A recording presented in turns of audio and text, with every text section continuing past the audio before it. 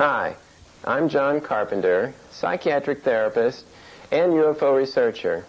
Recently, I just got back from Brazil, South America, where I had given a presentation on alien abductions at an international conference in Curitiba. Curitiba is in the southern part of Brazil, which is more industrial and European in nature. I was much surprised at this. This is also the area where the case in Varginha is located. Before I went to Brazil, I had heard rumors about a saucer crash and the military capturing live beings. This was very mysterious, and so I figured by the time I went to Brazil that I could get the real facts. This was difficult at first because I could not speak Portuguese, and therefore I had to rely on translations from different investigators, and the details were sketchy. I ran into a few American-speaking Brazilians, and they tried to tell me more details. This raised my curiosity along with several of the other researchers who were present at the conference. What I did finally was go up to Vitório Pacaccini, one of the chief investigators, and asked him a few questions, hoping that he could understand my English. I was surprised to find that he spoke very good English and was quite willing to share many details. I decided at this point to team up with Stanton Friedman from Canada and Graham Birdsall from England, and the three of us would interview him in my hotel room. Finally, we would get the intricate and specific details of this most interesting case in Varginha. Now, before I went to Brazil, I had thought that this must be some kind of jungle hysteria, some kind of story that was spread like a wild rumor through the jungles and the villages. Well, when I realized how industrial and specialized this area was, I soon began to take the whole case much more seriously. I was most impressed with the investigators, and I think you will be too. Join me now in the front-line investigation of this case, as you will be there on this first interview, gathering information as we are. After the interview with Vitório Pacaccini, we will look at some photos and drawings to summarize the case. And then, following that, A.J. Javard, the head of the Mutual UFO Network for Brazil, and the editor of UFO Magazine in Brazil, will add some additional comments, remarks, and thoughts. I hope you enjoy, as this case unfolds before you, the complexity and the seriousness of the idea that aliens were captured in Brazil.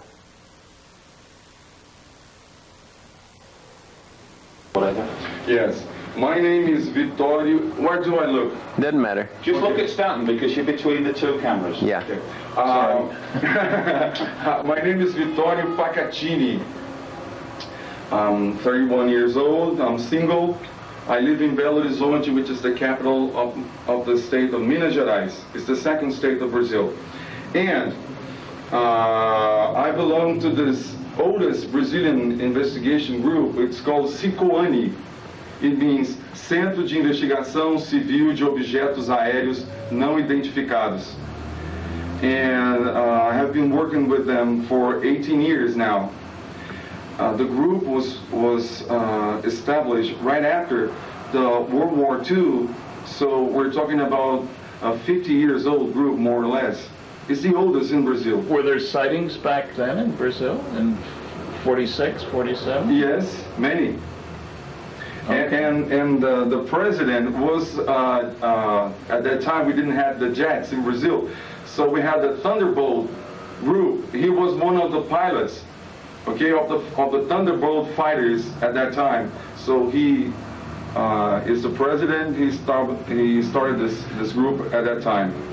So we have many experiences in the field. We work on the field. We don't do office investigation, okay? We go to the field. I am the ranger.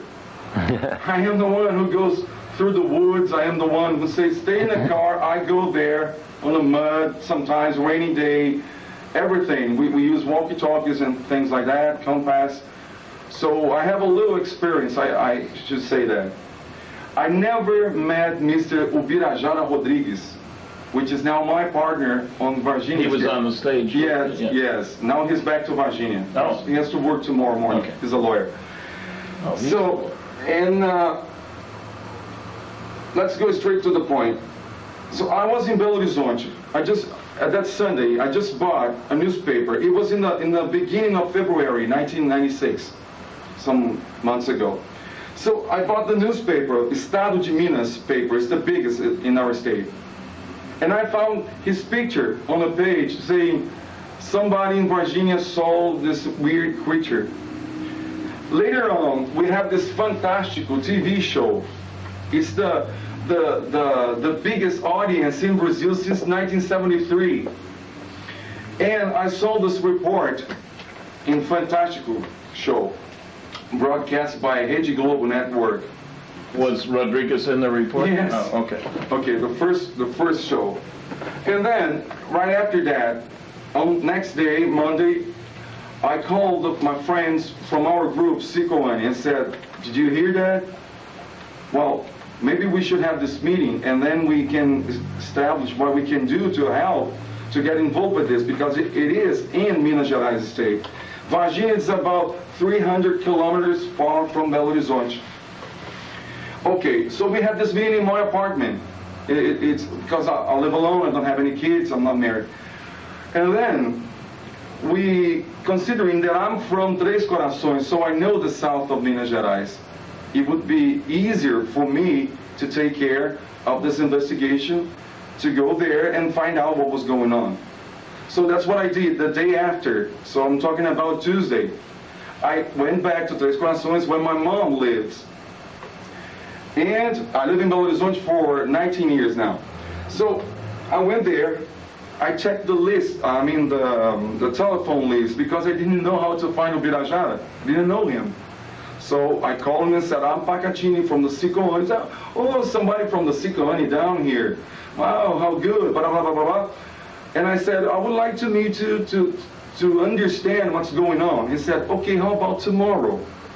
Okay, tomorrow after lunch.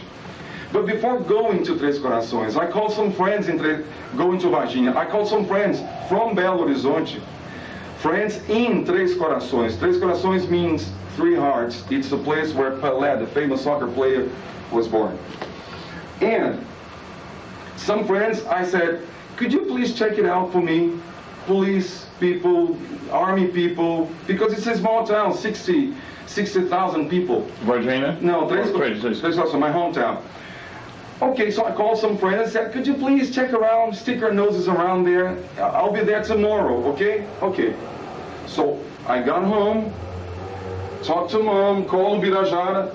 We set this meeting for the next day. So I was just there. Suddenly a friend of mine called and said, listen, buddy, as we say in Brazil, the jaguar is going to have some water. Like we say, o jaguar, a onça vai beber água. Jaguar is onça. So at that time, it was possible for me to meet the first military witness. Already? Yes, at that time. Easy like this. I was surprised. So we had this secret meeting. And I met this guy, and I recorded him for 42 minutes. That's the recording, yes. 42 minutes. And then he said that on January the 20th, the fireman department had been involved with the capture of this weird creature down in this place, down in the woods in this place in Varginha. And he told me the whole story, that the creature was kind of dizzy, it was easy to capture, and the whole thing, okay? So how did the military become involved in the first place? Why did he know? Oh, we're going to reach that Okay, point. all right. So, this military, I'm calling the military in general because it can be somebody from the fire department, from the military police we have in Brazil, and from the army. So we are talking about 5,000 people in that area. So it's going to be hard to spot who's the guy who's talking to me, who are the guys, because I talked to 14. Okay. Okay, so that was the first one. So he told me everything. The fire department was called because in Brazil, problems with mad dogs, with snakes, sometimes we have some, or bees, or some wasp. something like that, you call the fire department. It's their responsibility. So somebody called the fire department and say, well, we have this weird thing here. It might be a different monkey or something like that. Could you please take care of this situation? So the fire department, Major Maciel, was in charge in Varginha at that time. So he said, Is this Major Maciel, is he a major in the fire department? Yeah, but he was the most graduated official there. High-ranking? High-ranking, yes. Okay. So he was commanding the fire department at that time. Now he's in Poços de Caldas, another town about 1 hour far from Varginha. So Major said, oh, you guys, 4 of them, you go there and you take care of the situation. So they took this net and gloves and went there to capture this weird monkey. But suddenly, they called from the radio and said, Major, you better come here because we have this bizarre, weird thing, and also the army, the Três Corações army, it's already here with a truck. So Major went there. Isn't it interesting? So we're going to reach to a very interesting point. So Major went there. When he got there, he got to know that these 4 guys went down this incline, this hill, down there in the woods, and captured a very weird thing, like big head, big round eyes, no pupils. The skin looked like somebody has painted with some oil or something like that. It was a little glowing, not really glowing. You know when you have oil? Shiny like oil. Yeah, like that. So. And this, let's be clear, this is the 20th of January. Yes, we're talking about 10 a.m. 10 a.m., okay. I haven't met Ubirajara at that point. The 20th is a Sunday. No, it was a Saturday. Okay, I haven't met Ubirajara, not yet, in our story. So, long, thin arms, going down the knees like this, and short, thin legs, big foot, big feet. They have toes? What? Do they have toes? At that time, he couldn't get this information at that time. Okay. I got this later. And a very, very strong smell of ammoniac. I don't know how you say it. Ammonia. Ammonia. Yes. And Do you have any clothes on? No, nothing. Very, very interesting. It was naked. No sexual organs, nothing like that.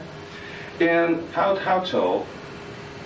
Well, it was about in Brazil we Metric, sure. yes, the metric. Show us. Canada too. It is about 160 centimeters. We say 1 meter and 60 centimeters. That's 4 feet. Yeah. Okay. How many fingers? At that time, we didn't have this information because it was really fast operation. They got there, surrounded the creature, and threw the net on the creature, grabbed it, and went up this hill, this inclined thing to go to the street up there. And the creature was alive, and it was producing this sound like a bee, like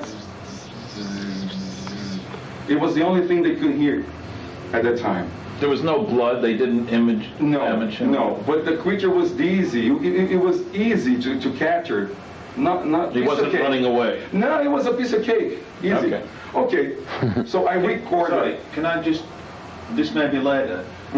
As I understand it, yesterday there was talk that some children had been throwing stones at the creature. Okay, I was just going to this point. Okay, so this inclined place here. So we have this little plateau, as we say in Portuguese here, before going down. Okay, the end of this district, Jardim Andere district, then you go down this hill, the woods, and then you have Santana district. The girls at that time were coming from Jardim Andere district to go to Santana district. So that's how it happened. Okay, but going back. At this place here, before going down to the woods, 6 civilians, and among them 3 kids, were just there throwing rocks on the creature. And this creature was in the middle of this incline place, the hill, before going down to the woods. It was here in the middle. So the kids, I don't know why kids do that sometimes. This was before the fire officials got there. Yes, they were there. When the firemen got there, they said, please, could you please Yes. step back because we're working here. Uniform, you know, people, yes, I'm sorry. So they put these people away. But we know it was 6 civilians. They threw some rocks on the creature and then it went down the woods. So the firemen went there and captured. Okay, 42 minutes of recording with this guy. So next day I went to Varginha. So, oh, Birajara, glad to meet you. I'm Pacaccini, blah, blah, blah, blah, blah, blah. Could you tell me the story so I can understand what's going on? So he told me that the girls, and then I think you know the story. So the girls were going home from work. They work as a maid. So they were cleaning somebody's house there in Jardim Anderes district. So in order to make this shortcut, because from their district they can go, like Jardim Anderes is here, Santana is here, Santana district, the woods here.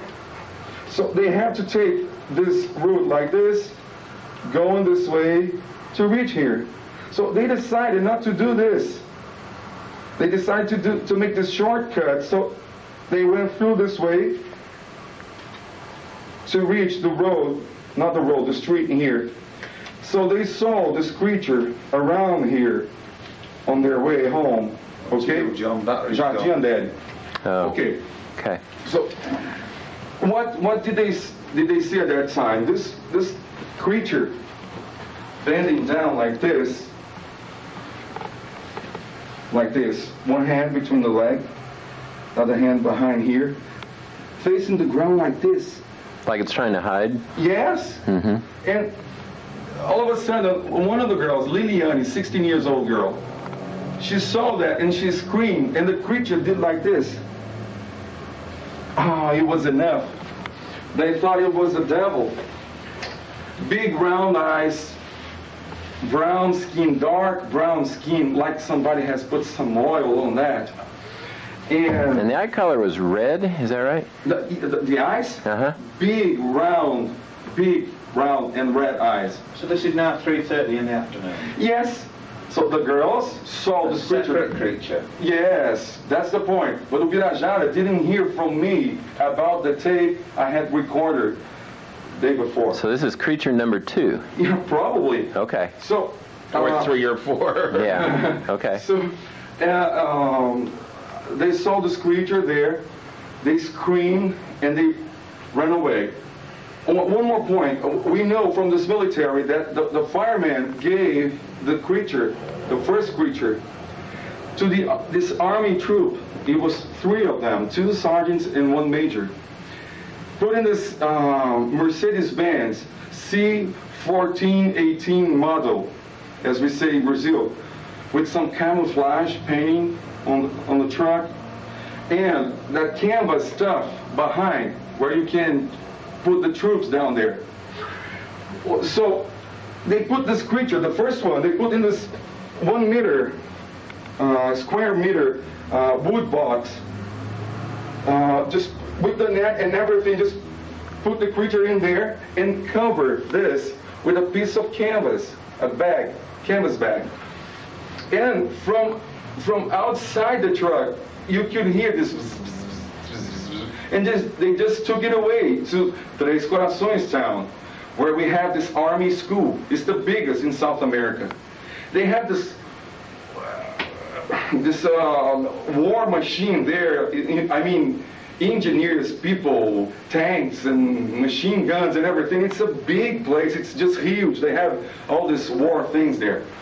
So for us, it's very almost impossible to believe that the militaries took it away 10 p.m. in the morning and brought it back to put in that place so the girls could see the creature. Doesn't make any sense. No, of course so we're not. talking about the second one. Right. But Birajara didn't know this at that time. So I heard him. He explained everything. He was a little lost, like, you know, getting pieces from a puzzle and couldn't get a link. Uh-huh. So I just heard the story. I said, yeah, okay, man, so now let me tell you my story. And at that time, we realized that we were talking about two creatures. Okay, many things happened. Many things happened. Many UFO sightings for over 12 cities around Virginia, about 150 kilometers far from Virginia. Many different Alfenas, Boa Esperança, Três Corações, Fama, Areado. All on the same day or around that period? Around Years the period. before, yeah. Okay, around. How big a town is Virginia? They have 180,000. Oh, Okay, so it's a real city. This It is. It's not a village. Yes, a very industrial city. They have many multinational companies. They're a very rich city. Okay, fancy people, fancy cars, imported cars. This is not jungle area. No way, no way. Minas Gerais state is a very developed state, you know. so after the girls saw this creature, then what? Well, so they went home and said, "Mom, we saw the devil. It was just horrible." And their mom said, Mrs. Louisa, she said, "Well, we're a Catholic family. We go to church every week. If the devil is showing up to you, you have to show up to me." So she got a ride with this friend, this neighbor, and went there. When she got there moments later, she didn't see anything, but she could feel this very strong smell of ammonia Okay. at that time. And two footprints, you know, because this place is just an empty place where they're going to build some house sometime. So we had this grass, a little grass here and there, and mud. Yeah. Okay, so she saw these two footprints. Unusual, obviously, or she wouldn't have noticed. What shape? Oh, show us again. Hold that up. Like that. Like that. I can do this. Mr. Spock can do it better. Like this. Like V shape. Yeah. So, That's different. well, so we had many UFO sites. Varginha was just going insane. Everybody, every night, every single night, people on the street. I'm talking about hundreds of people going on the streets, seeing objects, filming. We have the films. How did the media in Varginha, the newspapers, radio, television, how were they treating the subject? Well, they're just on our side. Oh, okay. This was not a ridicule situation. No way, no way. That's good, because that set the stage then for them to give fair coverage to whatever. Yes, they just we're working together. Great. Okay. So Okay. just blew the story in this country at that time. So many witnesses having their cars followed by strange luminous object. Some of them going from left to right and vice versa. Some of them stopping in front of the cars. Some of them following the cars like close range, like this. The car going and the object going above the car like this. A doctor has passed through this experience. Doctors, people, businessmen, many different people. We talk about 65, 67 different witnesses. All within a short period of time. Yes. A yes. short distance. But the point is, this thing is still happening. It didn't stop, not yet. Okay. So now we got two bodies. One has been captured. Wait a minute. We're jumping Okay, we ahead. got to the mum and the girls at the side. That's right. She'd seen the footprints. Okay, go ahead. Got a strong smell of ammonia. Yeah. All right, go ahead. Okay, many UFO sightings.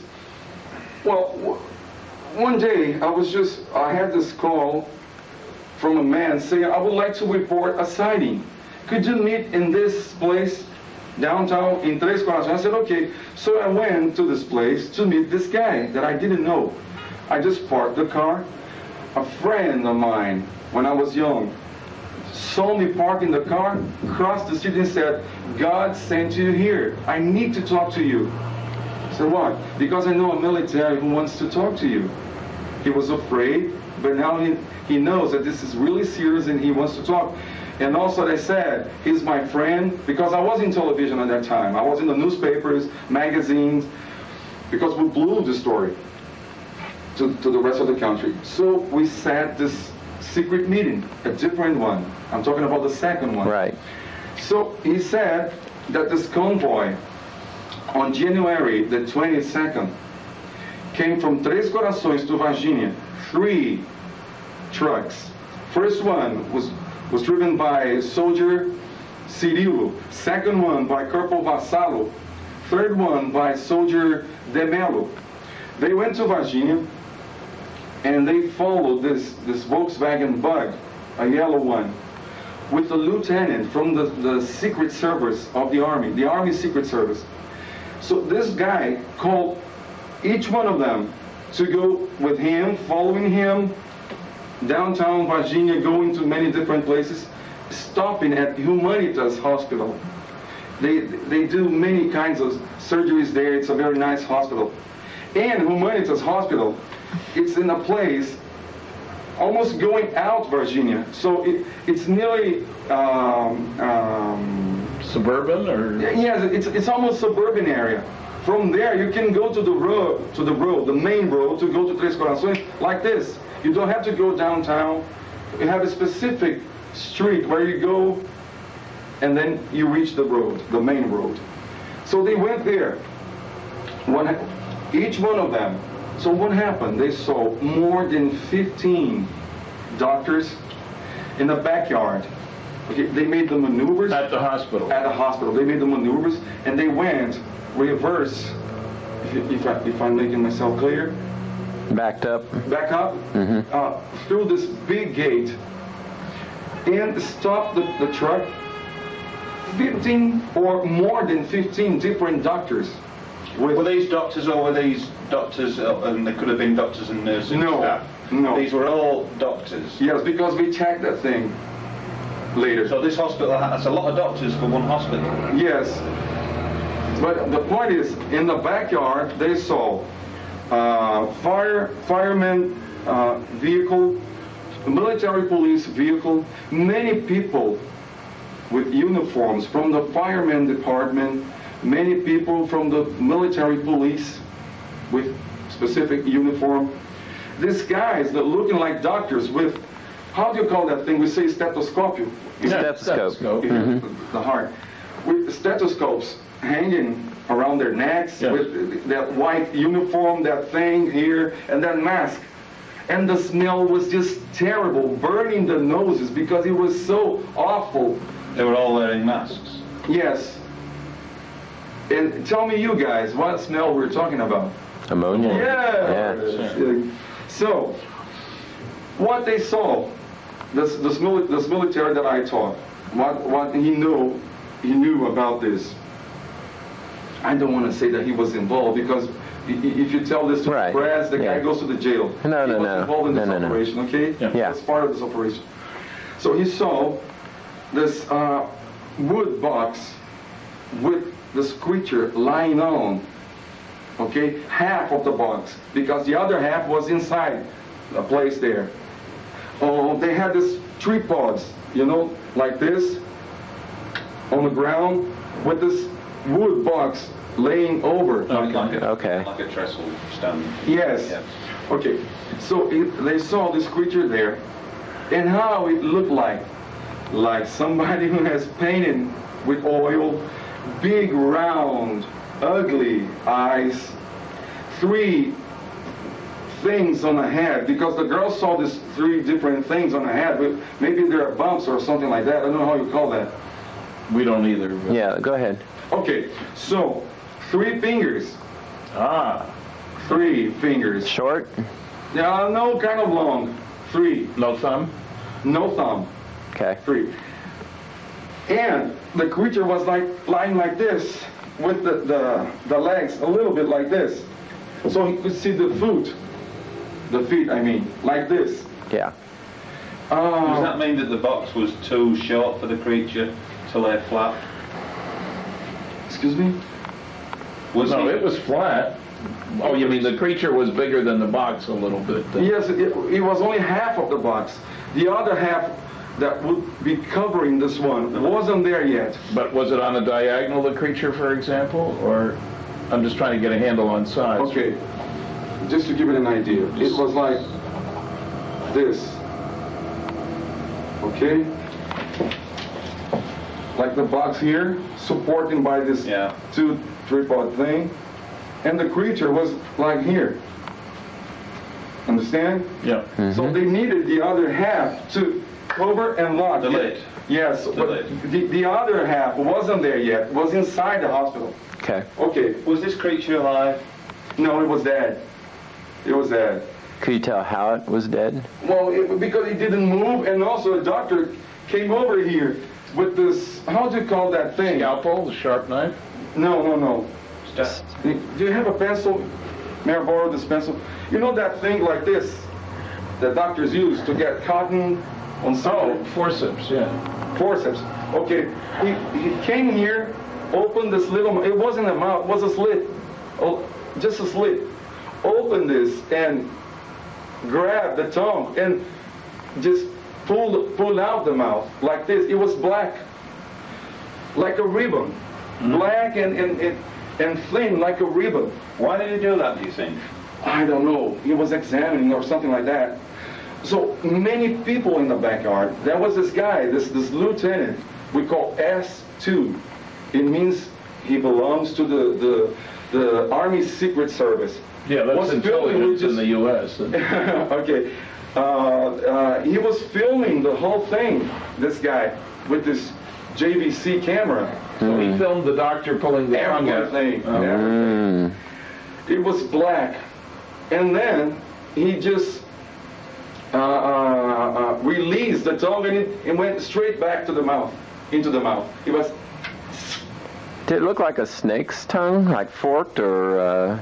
No, he couldn't see that. He just saw it was black and thin like a ribbon. Okay. Like a frog catches bugs. Yeah, something like that. Okay. More details. The knees and this part of the legs were wounded.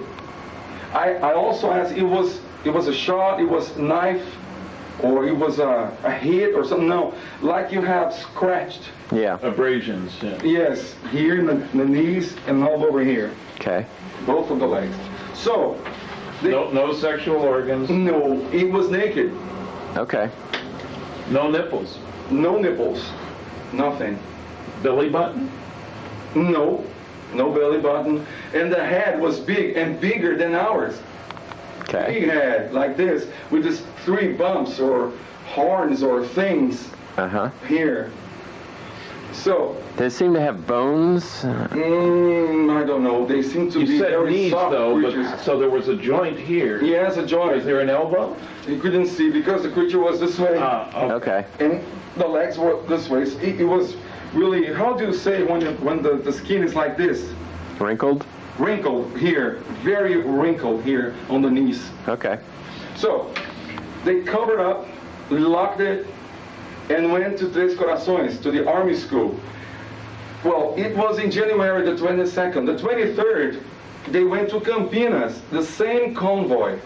We had this operation controlled by Lieutenant Colonel Olímpio Vanderlei. He was there in the hospital. Colonel Olímpio Vanderlei was there. He was in charge of this operation. Also, Lieutenant Tiberio was involved, Captain Ramirez, and Sergeant Pedrosa. Sergeant Pedrosa went to Campinas with this convoy. How far? 4 hours. Ooh. Campinas is in São Paulo state. Oh, okay, so down. Okay? Because Campinas, we have Unicamp University. It's a very advanced place. We have high technology there, many things. So we know because the guy who was involved in this operation went to Campinas in this convoy. That's why we know. Okay? But please, you don't talk about this. We put the guy in jail. Yeah. So they went to Campinas. In Campinas, they just stopped the trucks, the convoy, in another military facility they have there. And this is with the alien that they're taken from the hospital. Yes. Or the creature. Well, by now we're talking about 2. Yeah. Okay. So the point is, then we will go back to Campinas later. My brother Eduardo, 11 months older than me, he's now a doctor. He's got his PhD degree in Campinas. So we know about Campinas and many other things there because of him. Okay? But then we had many calls, many people, many clues, people calling, people talking. And then a lawyer came up and said, I need to make this statement to you. I was so afraid, you know, because of the military, these people, they're not easy. But now I'm seeing that you have been working really hard. I want to tell you something. At that time, he couldn't be specific about the date. But he said, at that time, many people, I was talking about Varginha district and Santana district here, the woods here, where the creature was captured, 10 a.m. by the firemen. He lives here in Santana, and from Santana, he saw on the street here, for many days, army trucks riding around. And he was so curious that one of those days, he went up there at lunchtime to see what was going on. From here, I mean that plateau place before going down the hill to the woods, he saw 7 army people with that camouflage uniform holding rifles. We have this fall rifle in Brazil, 7.62 millimeters. You people from England use that kind of caliber in Falklands War. It's the same one. Right. So that's the caliber, the official caliber. It's the self-loading rifle, SLR. Mm-hmm. So he saw the 7 guys online going, because we have this woods here, okay? But here is pasture. You have some cattle here. It's a kind of a flat place here. So they came from here, from the right to the left, into the woods, online, like this, like they were sweeping something. You know what I mean? Mm-hmm. Going this way. Okay, this lawyer from up here saw this group going inside. So a few moments later, he heard 3 shots, rifle shots. And then, some moments later, he saw the same group coming out from the woods with 2 bags. One of the bags, canvas bag, they use for camping. One of the bags, something was moving inside. The other one, nothing was moving. Many people from Santana district saw these guys here too. I'm talking about 11 witnesses who saw from Santana. He was up here before going down the hill. Was he in a car or just walking? No, he stopped the car and went out to see what was going on. Why that army truck was riding around there for some days at that time. So he was curious. He went there. He didn't know anything. So then we have this question. What date was this? That's the point. He wasn't specific. He said it was around that time. But we know it's specific because he couldn't remember. We talked about this witness here. What you mentioned that there were 11 other witnesses. Uh-huh. Surely one of those must have known the date. No, yes, but that's what we asked. They couldn't be specific either. But so they say we're talking about either the 20th or yes, the 21st. Yes, we're talking about maybe that weekend, a Saturday or a Sunday. No, probably we are talking about days before the 20th. Probably, as we understood at that time. We're talking about the 18th or the 19th or something like that, or maybe the 20th. But they saw at that. When I say at that time, because the TV shows were showing the programs and reporting January the 20th. So people talk about that time is January the 20th. They couldn't be specific. But then one point is very interesting. What happened? Why these military people with this camouflage uniform going inside the woods, heard the shots, coming out with these things, with these bags? What happened? We didn't know at that time. Okay, but are we talking about 2 more creatures? We didn't know at that time. But let's go back to the very beginning. So we have here the street. The end of the street is the end of Varginha district. Then you go down the hill and the woods are down here. 3 blocks. The girls saw the creature here. it was 3:30 p.m. The fireman has captured, it was January the 20th, okay? The fireman has captured the first one, January the 20th, 10:30 a.m. So, isn't it strange? What the hell is this creature doing here? it doesn't make any sense, because intelligent people coming from space with spacecraft or things like that, being here just to be captured, like, with no clothes, no tools, I take it, no objects. Nothing. And dizzy. Yeah, and defenseless. I mean, see, why this thing, what doing here? For what? Where's the woods that they swept and shot? Okay, that's down there. They came from here into the woods. And what time of day was that? It was lunchtime. Okay. Okay, so since the first one was given directly to the army truck at that time, and we know the people involved, we know the names, we know everything. And this one here was the one that the girl saw. Probably the one that got away. Yes, probably this is the one who went to the hospital. Probably this is the one that this army convoy took from the hospital, probably. Why? Because we know from the military police witness. Now, how to get to the hospital? Well, I'm going to tell, because I met this other friend who said, God sent you here. I want to introduce you to a military who wants to talk to you. Okay. This guy told me. And then we know that the second one was captured at January the 20th around 11 p.m. by the military police and the firemen. But at that time, they took their own cars, not official vehicles, own cars, regular clothing, went there, surrounded the area, and captured the one. So the girls have seen this, the mother's gone back because we broke up from Yeah, but this is all grass here, high grass, like this. Probably they smelled the strong smell of ammonia, but they never saw the creature again. The mother's, the girl's mother. Yes. We're talking here. Yeah. Yes.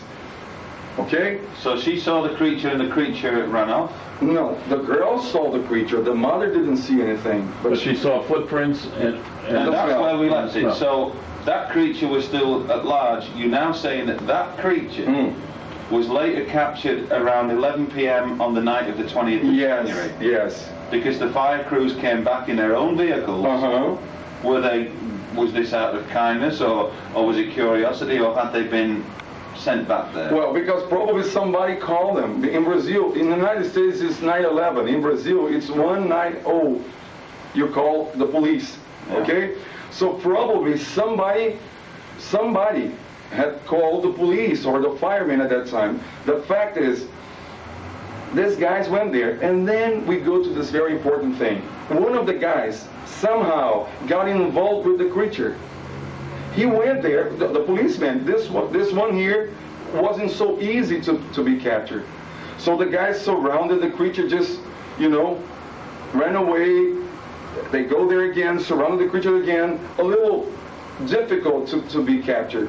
But somehow, this guy, one of the policemen, got involved with the creature. This guy died 2 days later. How come? Well, this policeman's death, I mean, presumably this has all been recorded. That there must be records of this. Yeah, no, because they are covering this whole story. Well, this man must have a family. He must have records. Oh, I'm going to tell you. So, they took this guy to the regional hospital, the biggest one. Not the most important one, but it's the biggest one, downtown. They made this, how do you say, somebody dies, you have to have a report. Death certificate. Oh? A death certificate? Yes, saying that it was pneumonia. The family asked for an autopsy. They said, no way, go home. Very simple people, military people, humble people. They go there and say, well, what happened to my son? Well, it was pneumonia, and that's it. We know where they buried the body. We know the family. We talked to the family. They want to go to human. Yes. Can this be done? What? Can it be done? Yes, it can. Well, we want to take them in front of the cameras. We're going to do this as soon as we can. Okay, then we have one guy dead. Was it because of some bacteria, some virus? We didn't know at that time. The fact is that one policeman died in this operation, okay?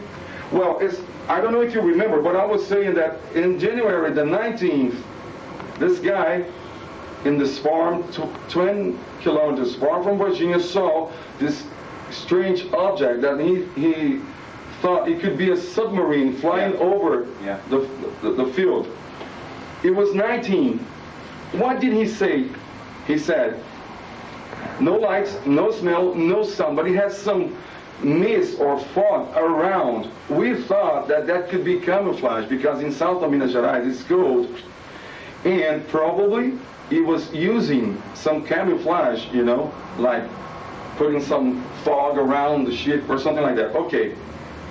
Some days later, we had this call from an Air Force officer saying that... Brazilian? Yes, saying that the Brazilian raiders had tracked many UFOs during that time, and they are still tracking these UFOs. And then we go straight to the point that I want. Somehow, the Americans, the United States government, told the Brazilian militaries about these UFOs coming to our country. And because it was so funny, how come the army people were so ready to do this whole operation, to cover it up? How do you know the Americans were involved? Because this guy from the Brazilian Air Force, who is this guy from the... I can't tell you the name. Somebody who's contacted you? Yes, he spontaneously. He called because he said, I can't let it go this way. I can't keep my mouth shut. It was the Americans. They told the Brazilians, they tracked these UFOs coming into our planet. They told the Brazilian army, and what did they say? They said, we're tracking some object. Oh, we have two options. It landed or it crashed. Because it didn't rise again.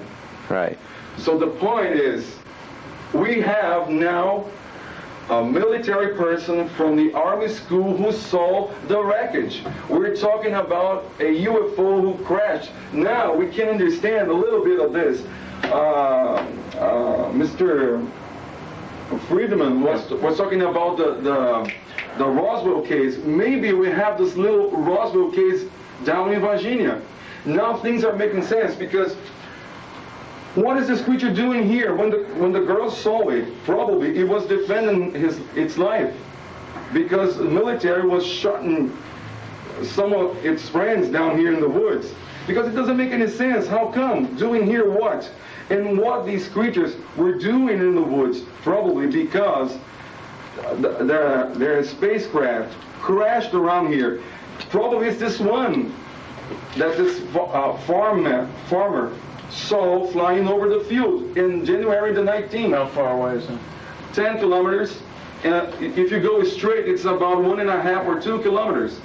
So probably this fog that we thought could be camouflage was something going wrong, some tilt, something going wrong with the spacecraft.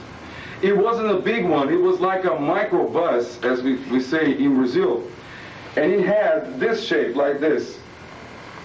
Why he thought it was a submarine? Because it was long like this, with this little dome here, something like this. Like this. Yeah. Probably this thing was out of order. Something was going wrong, and this fog around here wasn't camouflage.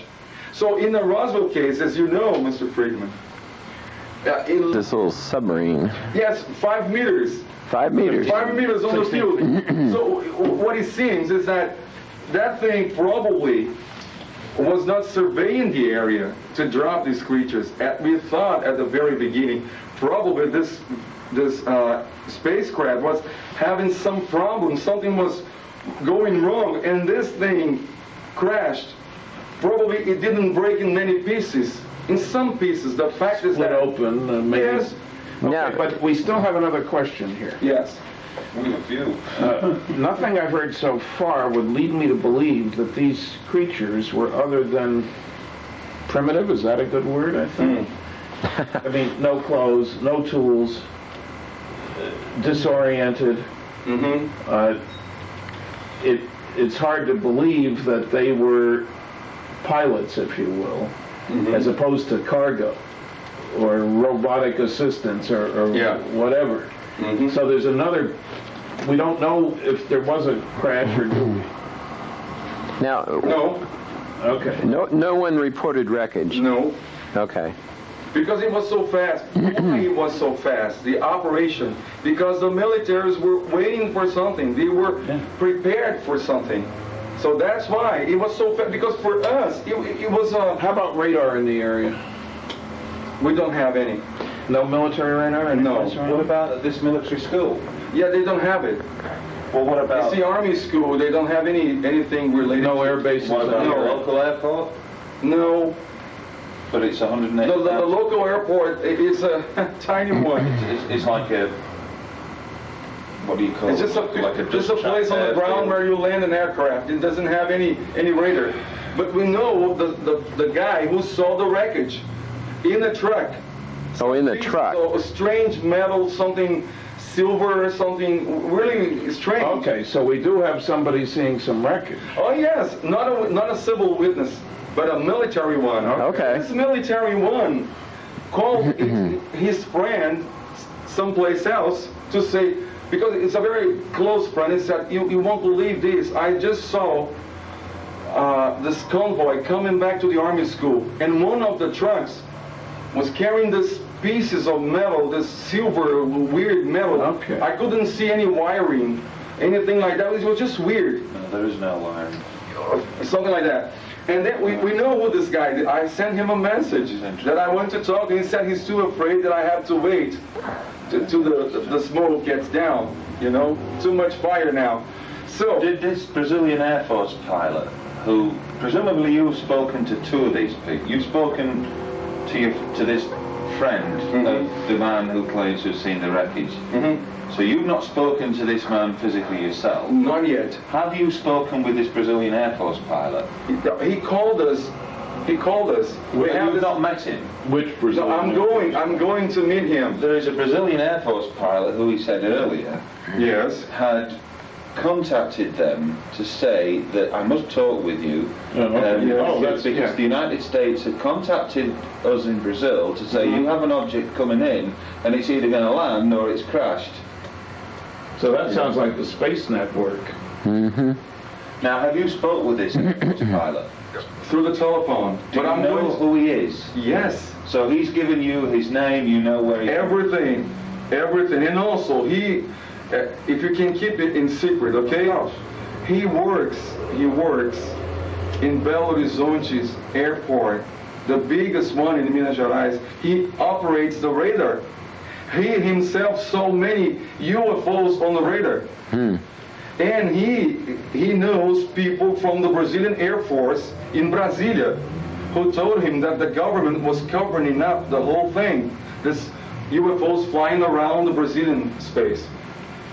So when his friend from Três Corações called him to say, you won't believe, I saw this truck with this weird pieces of metal thing. And then he realized that really what he heard from his friend in Brasilia was true. The spacecraft really crashed, and he's afraid about some diplomatic problem because the Brazilian Air Force is not knowing about this because they talk directly to the Army people, not to the Air Force people. So he's now afraid. If it's on the ground, it's the Army's. It's not the Army Air problem. Force. That's it. And also, they were so lucky because the Army school, it's 20 minutes far by car from Varginha. So we have this very big facility in Três Corações. So it was piece of cake. They go, you better take care because some spacecraft have crashed in this latitude, longitude. You go there and check it out. So it was easy because, you know, let me tell you, I'm a patriot, but let me tell you, the Brazilian militaries are so dumb. It's hard to it was hard to understand for me and my partner Birdsall how come they were so prepared.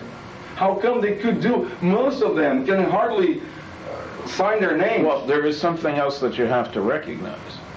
The United States is very anxious to get a hold of any re-entering Soviet or other spy satellite or anything else. Mm-hmm. And one of the reasons for the space network from above looking down is to see where these things are coming in, mm-hmm. and then to alert somebody with yes. a quick recovery team, yes. because they're desperate to get a hold of this technology and the cameras and the film and everything else. Yes. So it's not just if a flying saucer comes down. Yes. That's just one of many things. There's plenty of junk up there with which they would pay very well. Uh-huh. To you give it to us, mm-hmm. and I guess in Brazil. No, it's many places down in south of Minas Gerais. I'm talking about 12 different cities. This one specific, this one. So, but on April 21st, this lady, Terezinha Clef, was in this restaurant surrounded by woods. So she felt like smoking. She went to the porch because she didn't want to disturb the people there with the smoke. April the 21st? Yes, April the 21st. So all of a sudden she was there just smoking, having a cigarette. And where is this? In Varginha. Yeah. In a restaurant, surrounded by woods. And you can even spot the spiders around the bamboos and trees. It's really a beautiful place. And then she went to the porch to have the cigarette. All of a sudden, she was just there, sitting there, smoking. This creature, about 5 meters far from her, just appeared, looking at her. It was 9 o'clock on a Sunday. Morning, night. Night. And the place has no lights, only in the restaurant. So the woods were dark. The place was dark, and she was there. What did she see? She saw this brown, big head with this big, round, red, devilish eyes or something like that, really ugly, a slit. But how come if it was dark and the light in the porch wasn't enough? All she could see was because some light was coming from the eyes, not like a flashlight, but, surround. So she could see it was black, dark brown skin, looking like somebody has put in some oil. Okay? Just a slit in the place of the mouth, and this big red eyes, but some light was coming, and from this light, from the eyes, she could see the color brown around here. Okay? It was April the 21st, 9 o'clock. How big? She said, because we have this, when you have a porch and you have a place, or we have this thing, a fence, not a fence. Yeah, a railing. Yes, it was above. And this, you say railing? Railing, a rail. Was this tall. And the creature was here. So we're talking about 1 meter 60 or 65, 1 meter and 65. So to all intents and purposes, 4 feet. A similar creature. But by now, of course, this woman has obviously seen television, newspaper reports. She's had descriptions of. It's 4 months later. That's why she called us to say that she. But at that time, 3 months. because she's 67, she doesn't watch TV as much, right? And she's Catholic. For her, she saw the devil. So now she can't sleep. She won't go on. Did she call anybody? Did it leave? She talked to the family. It took 1 week for them to realize that thing was so important, and they heard some rumors about a creature this girl saw seeing this creature. So they decided after 1 week to call us to say what happened. And she was shaking like this, smoking, she was really scared about it. She can't sleep.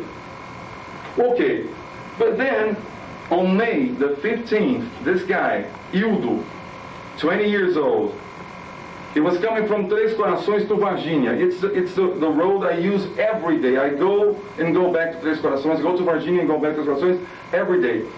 So he was going to a curve, and after that curve, we have the road going straight up.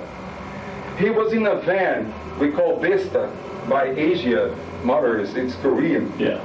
The Vista. That one that we just came Yes, to. That one. I was going to say. That one. He was 100. He was riding about 100 kilometers per hour. So just made the curve, and then he saw May 15th. He saw this creature about to cross the road. He was like this, coming from that place you park on the road. How do you call that place? Parking place. Yes. Here, some woods here, some grass, high grass here. He was about to cross the road. He made the curve and he saw the creature about 15 meters far from the car. And at that time, he saw that thing. He said, well, it's a monkey. I'm going to hit a monkey or something. So he was riding with low beam. So he clicked to high beam. And at that time, that creature did like this. Looked at him. What did he see? He saw this red, big, strange eyes. And this brown, strange thing like some oil was on it. And something on the head, because the creature did like this. And then put the hands on the face so he could see here, because the van was coming from that way. So he was intelligent. He did like this. Covered the face, turned around, and got inside the grass, the high grass. But this place specifically is right in front of the farmer house who saw this strange object on January the 19th. It's just amazing. It's right in front of, if you go down the same field that the object was flying here, the road I'm talking about is right here, above there, up there. And the creature was coming from this pasture, from this place here, in order to cross to the other side of the road. The guy got so, I said, why didn't you stop? So how come I was alone? But you weren't in the car. Well, I didn't know if that creature was alone too. So he just went away. He did not hit him. No, because the creature just turned around, put the hands, thin, long arms. He could see this, like this, and went back to the high grass. So he didn't hit it, and he went away. He was so scared about it. Okay, so probably something is still going on. Are they looking for their friends? I don't know. Could be a bus, a cargo load of strange animals that, you know, it happens in the States every once in a while. A vehicle will crash, zoo animals, things like that. Mm-hmm. And for weeks they're trying to recapture the animals that get away, mm-hmm. which are not native to the area, mm-hmm. and we're being hauled for who knows what purpose. But what I'm getting at here is I'm still thinking here. Something maybe crashed from outer space, wreckage, the whole thing. We have the beings, creatures that don't belong there. Nobody's ever reported hunting in the woods and look what I saw kind of thing. Mm-hmm. On the other hand, we don't have sophistication on the animals, or the mm-hmm. creatures. So that suggests a lower order. So if you were taking a plane load, a saucer load of strange creatures, either to or from, or hybrids of some kind, or breeding stock for chemicals, or who knows what. Yeah. It sounds like there were a bunch of them. Yes. Have you counted? We're talking about 5 or 6, if I'm not wrong. Yeah. And there's no reason to think about all of them. Yes. If one could stay there for as long as from January to May. Now, no sexual organs, doesn't sound like they reproduce themselves. It sounds like clones or whatever. Mm-hmm. Now, John, isn't it true that on occasion people act as if the beings on board the craft, they're the guys who do the dirty work, they're the smarter guys and smarter than them? Right, right. So right. These I'm not things giving may an not answer. What I'm saying is, we have other possibilities than that these are the guys who fly saucers. That's it. For us, they're so rude. As we say in Portuguese, são tão rudes. They're so rude, so Crude. Yes, so crude. Are they able to manage spacecrafts, something like that? Maybe something genetic manipulated for some specific mission on the ground, so the smart guys are just flying over, not running the risks. Yeah. But maybe something went wrong. Maybe our logic cannot be used on the case. Accidents happen. Accidents happen. For the craziest reasons. Yeah, perfect, only God. God is perfect. I have a question, completely separate. Completely separate case. So where does it stand now? Have the military told people to shut up? The firemen? Yes. Well, if somebody pronounces my name in the Army school, it's 10 days in jail now. Wow. So we have many threats. I had 2 in my mom's house in Três Corações, 2 in Ubirajara's house, 4 in my apartment in Belo Horizonte. Telling you to shut up? No, I'm gonna kill you. You're gonna. And also, somebody from the Army school told me I have talked to 14 different militaries. I have recorded every one of them. With their knowledge, or? Everyone, yes. And you still have those tapes, right? Sure. Good. I hope you've duplicated them and sent another set more to than your lawyer. that. More than that. So, if they die, if a comet hit them, no problem. I have it already in my hand. Where does John Mack fit into this? Okay, so Bob Pratt was coming to Brazil with Cynthia Newby-Luce. It's somebody from the phone is living here. So she's gone on many investigations. Yes, so she went to Varginha, and I told them everything, but it was at that time. So what they could know at that time was half of the story, because it was in March. Yeah. Okay, so we're getting new information day by day. Yeah. So Doutora Gilda Moura from Rio de Janeiro, who is a colleague. Mm-hmm. Yeah, I know her. He knows her. Yeah. Okay, Dr. John Mack. Right. She was at a conference at MIT that he was at. Right. That's it. So she was so anxious to go to Varginha to get to know about the case. And Professor was invited to be in Brazil. I don't know specifically why. He was doing some investigation, probably. Oh, okay. So Doutora Gilda took him there. So we put the girls and Dona Terezinha Klepp with him. He had this, when you go to a doctor's place to have this, how do you say? Surgery, counseling. Counseling, that's it. For over 2 hours. Dona Terezinha separately from the girls. So he had this conversation, asking many questions alone. I was just translating. Okay? Oh, okay. I was going to say, who was the translator? Yeah. I didn't interrupt. I didn't say anything. So after that, he said, I can answer to any judge or before the justice of this country, and also I bet my, we say cátedra in Portuguese. Diploma? My diploma, my Harvard diploma, and my Harvard work, because he's a teacher there. Right. That Dona Terezinha and the girls are telling the truth. The truth.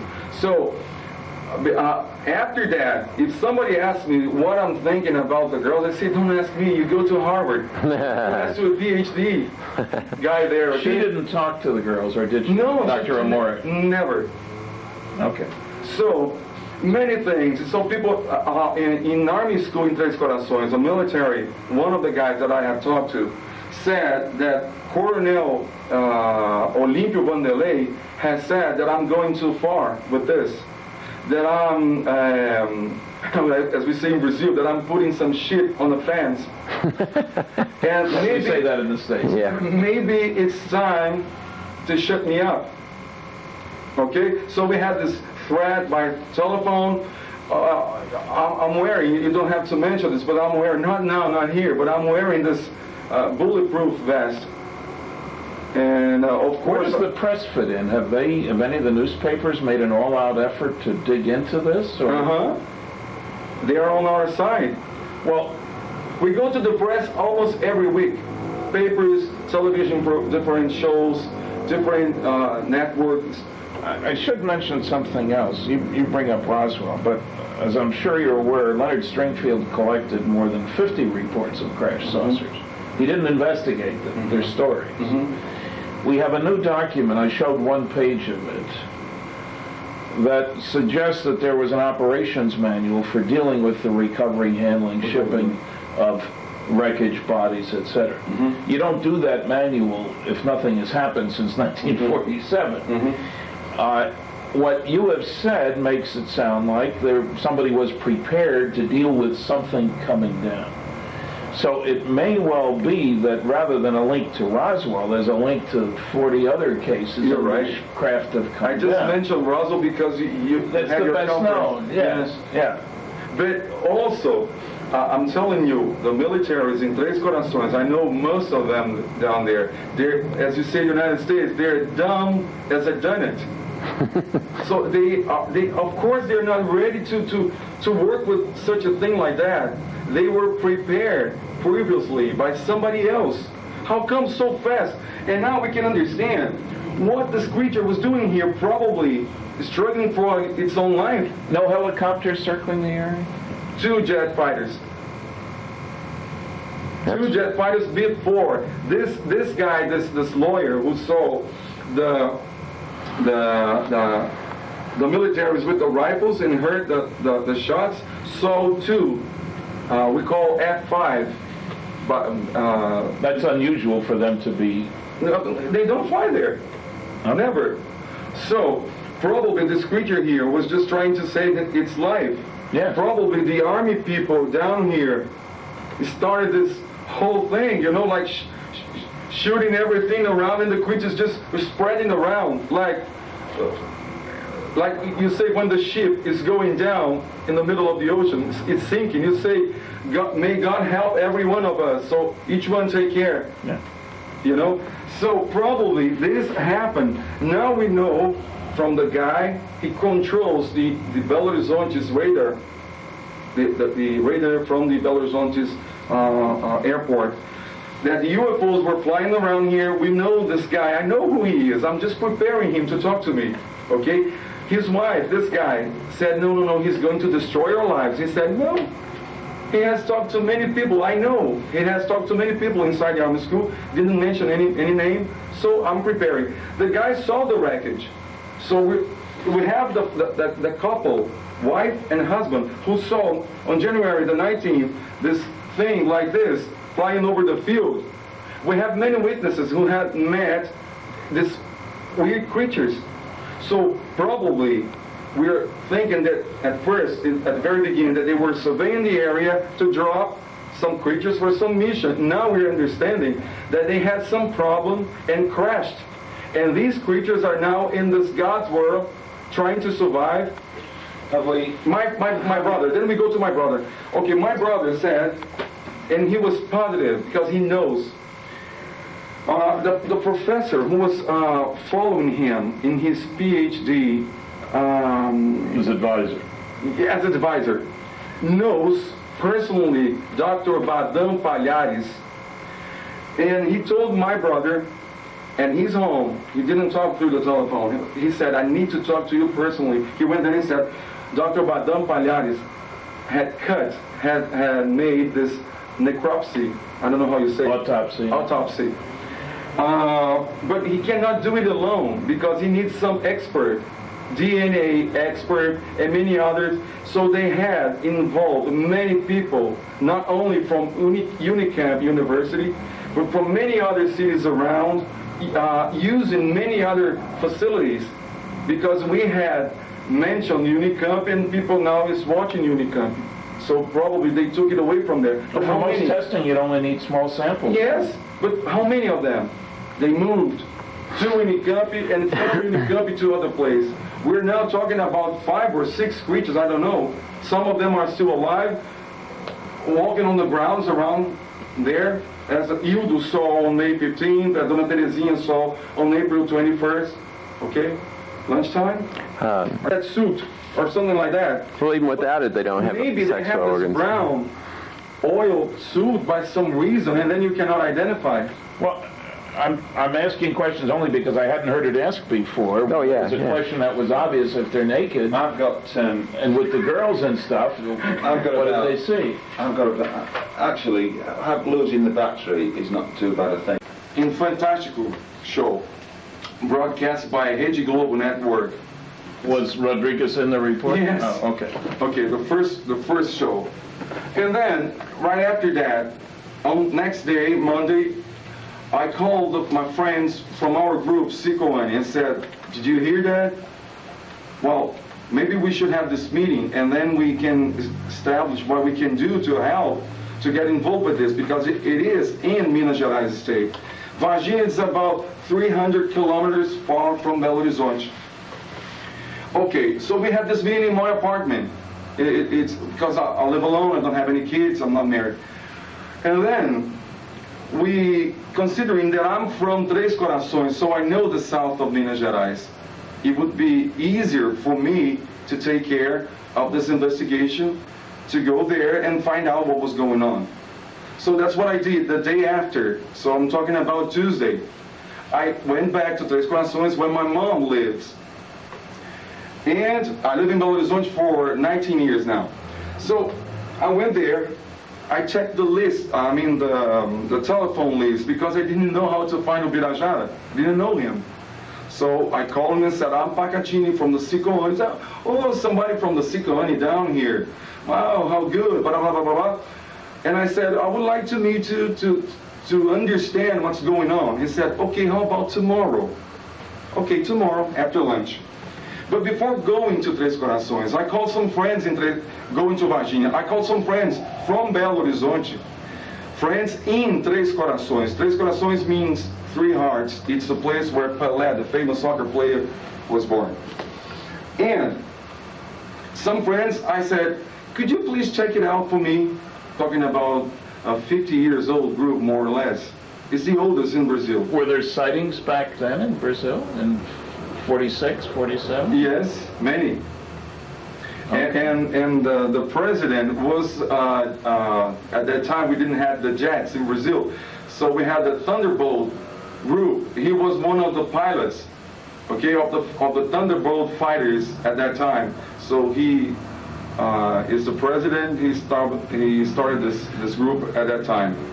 So we have many experiences in the field. We work on the field. We don't do office investigation. Okay, we go to the field. I am the ranger. I am the one who goes through the woods. I am the one who says, stay in the car. I go there on the mud, sometimes rainy day, everything. We use walkie-talkies and things like that, compass. So I have a little experience, I should say that. I never met Mr. Ubirajara Rodrigues, which is now my partner on Varginha. He was on the stage. Yes, yeah. Yes. Now he's back to Varginha. Oh. He has to work tomorrow morning. Okay. He's a lawyer. Oh, so, and let's go straight to the point. So I was in Belo Horizonte. At that Sunday, I just bought a newspaper. It was in the beginning of February, 1996, some months ago. So I bought the newspaper, Estado de Minas paper. It's the biggest in our state.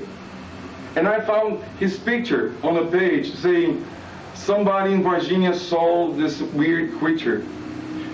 Later on, we have this Fantástico TV show. It's the biggest audience in Brazil since 1973. And I saw this report. Hi, I'm John Carpenter, psychiatric therapist and UFO researcher. Recently, I just got back from Brazil, South America, where I had given a presentation on alien abductions at an international conference in Curitiba. Curitiba is in the southern part of Brazil, which is more industrial and European in nature. I was much surprised at this. This is also the area where the case in Varginha is located. Before I went to Brazil, I had heard rumors about a saucer crash and the military capturing live beings. This was very mysterious, and so I figured by the time I went to Brazil that I could get the real facts. This was difficult at first because I could not speak Portuguese. and therefore I had to rely on translations from different investigators, and the details were sketchy. I ran into a few American-speaking Brazilians, and they tried to tell me more details. This raised my curiosity along with several of the other researchers who were present at the conference. What I did finally was go up to Vitório Pacaccini, one of the chief investigators, and asked him a few questions, hoping that he could understand my English. I was surprised to find that he spoke very good English and was quite willing to share many details. I decided at this point to team up with Stanton Friedman from Canada and Birdsall from England, and the three of us would interview him in my hotel room. Finally, we would get the intricate and specific details of this most interesting case in Varginha. Now, before I went to Brazil, I had thought that this must be some kind of jungle hysteria, some kind of story that was spread like a wild rumor through the jungles and the villages. Well, when I realized how industrial and specialized this area was, I soon began to take the whole case much more seriously. I was most impressed with the investigators, and I think you will be too. Join me now in the front-line investigation of this case, as you will be there on this first interview, gathering information as we are. After the interview with Vitório Pacaccini, we will look at some photos and drawings to summarize the case. And then, following that, A.J. Javard, the head of the Mutual UFO Network for Brazil, and the editor of UFO Magazine in Brazil, will add some additional comments, remarks, and thoughts. I hope you enjoy, as this case unfolds before you, the complexity and the seriousness of the idea that aliens were captured in Brazil.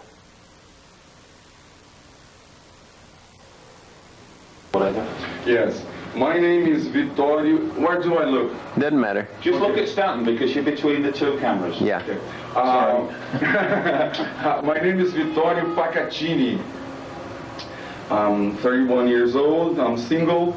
I live in Belo Horizonte, which is the capital of the state of Minas Gerais. It's the second state of Brazil.